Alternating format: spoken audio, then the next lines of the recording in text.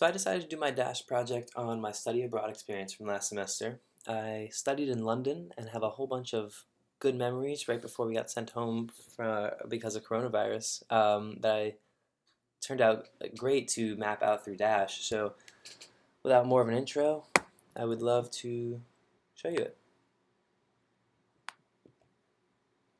So like I said, I studied in London. Studied at Queen Mary University, so I linked their webpage here. You can kind of just learn more about it.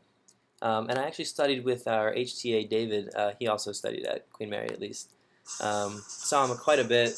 This is him just cooking a meal for us one time.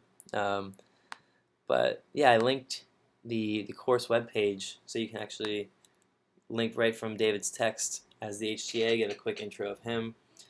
Um, but more about Queen Mary itself. They hosted a lot of fun events. One that I took part in was the indoor triathlon. That was such a fun memory, just to continue to stay active there. And another one was the soccer game that we went to. I went with David as well, and a couple of fun memories. One was just amazing how they fill up their drinks there. Drinking culture is incredible there, and here they have a little machine where you just put to the bottom of the cup, you stick it in, and you just hold the button, and it fills up from the bottom. And it was like, whoa, that's cool. Um, Also, the game itself, the atmosphere was wild, quite different from here, at least for soccer, I would say. Um, they, you can hear the crowd singing "Oh, when the Saints go marching in," and that the crowd was like that the entire game. Um,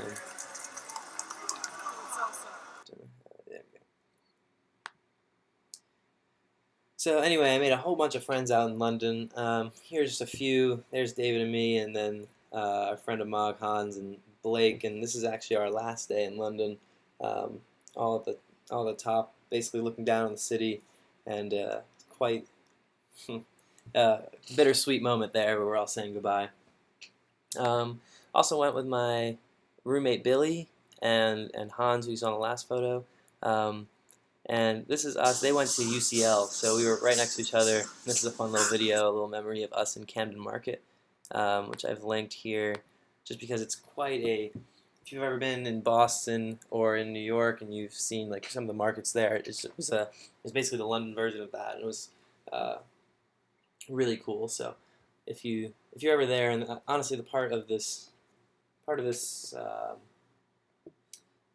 demo was kind of just as a recommendations for places. So if you ever make a similar trip, hopefully this inspires some of you. But Camden Market was definitely probably an underrated place that I would go visit. But yeah, that's a small summary of London itself. We made a couple of trips, and that's really what I wanted to showcase here. So the first one we made was to Birmingham, and that was maybe a 2-hour drive. That was our first weekend in London, and honestly, not our most elegant or most eventful trip. I linked some things for that there are to do from the TripAdvisor because we didn't end up really looking into things to do beforehand, and that was kind of an L.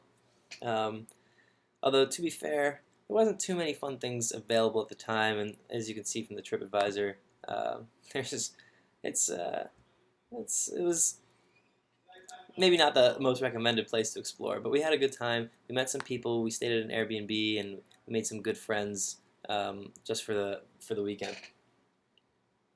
Um, Moving on to some more exciting trips, we also went to Spain.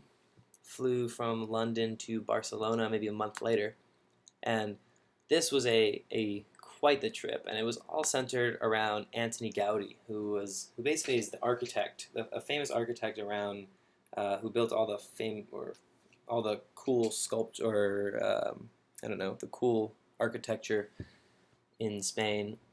We kind of visited a bunch of them. So one of them was Park Güell. This is David and I sitting in the park, and this picture doesn't even capture half of its beauty, but that was a great place. And obviously the Sagrada Familia, his most famous work is this big building right over here.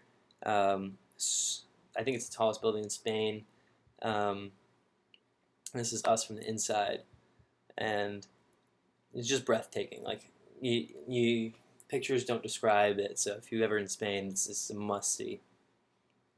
Um, Beyond Gaudi, we also did some other fun things. Wrote up a little text linking to some of the other stuff that we did. Um, and so we roamed around Spain finding graffiti, which was actually quite cool. If you look at this is just us on the streets, hitting seeing just Madagascar painted on the wall. It reminded me of one of my favorite kids TV shows and the movie. But if you recognize the theme song, it's from The Penguins of Madagascar.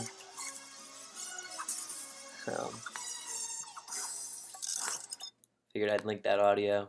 Also linked some of the other stuff. So there's hikes up here and the sunset right to the left here. All of it was really cool, just like nooks and cranny of Spain. And we also took an official bike tour where we learned a lot. And my favorite memory of the bike tour was learning about this yacht, the Dilbar, which was this $1 billion yacht owned by this super rich guy. It had like 2 helipads, like a submarine area, and just like it was like a whoa, like all this for one rich guy who just wanted to live on a yacht. So that was quite crazy. That sums up just about all of Spain, at least in a nutshell. My last trip that I wanted to talk to about, perhaps my favorite, was Norway. So Billy, me, and one other friend went to Norway. This is us flying in. And as soon as we get there, we sat at this place called Burger, which was a Mario-themed restaurant, and figured can't have Mario without linking the Mario audio to it. But yeah, as you see, it has the green pipes. All the tables are like Game Boy controls. All these are Game Boy games. Everything was Mario themed, and they did a really good job at it. And so the food was also amazing. Actually linked the menu right over here and annotated it a little bit so you can see. Here's what I had. I got the Super Mario, and Billy raves about the Wario, the one that I didn't get to try, but supposedly amazing. So if you ever go back or if you ever go there, this is definitely a place to hit. And they have all their food is Mario themed, so you can definitely take a look at the menu. The Bowser seemed kind of fun. I don't know, definitely a place to hit if you're ever in Norway. Something that you probably wouldn't expect, but definitely a fun place, especially if you're a Mario fan like me. Anyway, moving on. Probably my second favorite part of Norway was the dog sledding. These pictures don't even encompass all of the whole trip, but this was just a few fun memories of it. Never been dog sledding before, obviously, but it was just quite different than what I've ever experienced, and it was super awesome. We also went to the Polar Museum. So this is me, not supposed to be touching one of the bears, but couldn't help myself, I guess. But linked the Polar Museum website, so you can kind of learn more if you're ever there. It's very easy to book. Make it's like a quick 1 hour part of your day, and it was a great little intermediary between like a lunch and a dinner that we did there. But the highlight, of course, was the Northern Lights, and we spent about 5 hours at night waiting for maybe 20 minutes to see these beautiful lights, and got our pictures and the whole bunch. And these pictures don't even capture all the beauty that these lights showed. But I went ahead and linked the wiki for the Aurora Borealis. And if you don't really know what the Aurora Borealis is, it's basically the Northern Lights, and it's super cool how they are made and or why they're there. And if you're ever in Iceland or Norway or any of those really northern parts of the northern hemisphere, you can see the Aurora Borealis, and it's breathtaking. And images don't even capture all of its beauty. So that is all of Norway. Norway was all in a nutshell of those. I think it was like 3 or 4 days. We did a whole bunch, and it was super memorable. And actually, that's basically all I had for my whole study abroad experience. It was cut short, unfortunately, but nothing.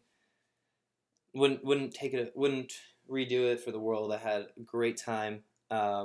and I hope this little glimpse, this little graph that I made of my trip of mainly images and videos, but also a few little text pieces and some websites showed a whole bunch of cool information about my trip and what I did. And hopefully, if you ever go there, you know some things that you can and can't do.